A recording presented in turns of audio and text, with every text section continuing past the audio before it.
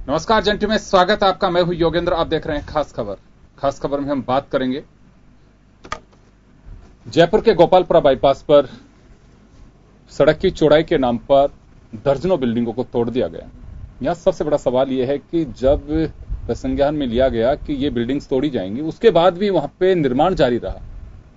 निर्माण किसने किया, तोड़ा क्यों गया, ये तो सब चीजों पे हम डिस्कशन करेंगे ही।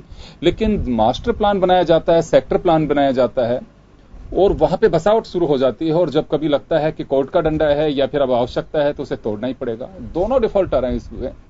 बनाने वालों को यह लगता है कि हमें कोई राजनीतिक संरक्षण या किसी प्रशासनिक संरक्षण में हम काम करते रहेंगे, और जब लगता है कि यह गलत हो रहा है तो उस वक्त रोका नहीं जाता है।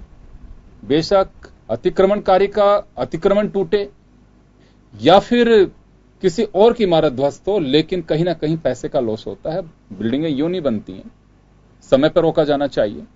और आखिर ये अगर अतिक्रमण भी उसे माना जाता है तो अचानक बन जाता है ये अतिक्रमण।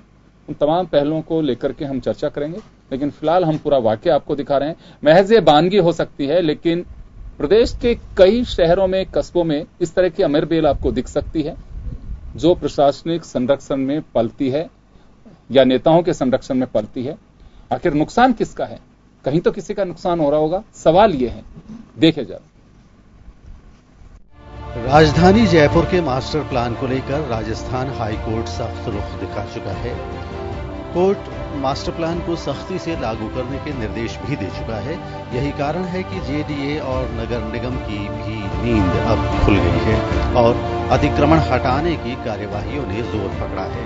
लेकिन जब शहर में अतिक्रमण प्रशासन और सरकार की नाक के नीचे अपने पैर पसार रहा होता है, तब दोनों ही चुप्पी साधे रहते हैं।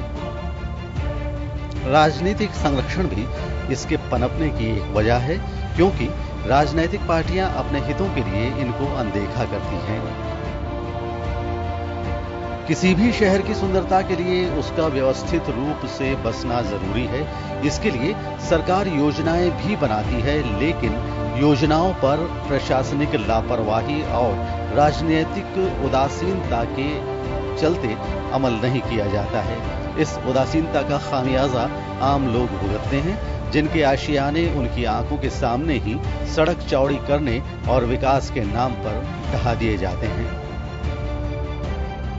जयपुर के अमानीशाह नाले में अतिक्रमण का मसला हो या गोपालपुरा बाईपास का, सरकार की नाक के नीचे ये अतिक्रमण पनपे हैं। जब सालों पहले ये लोग इन जगहों पर बस रहे थे, तब सरकार और प्रशासन आंखें मूंदे बैठा था।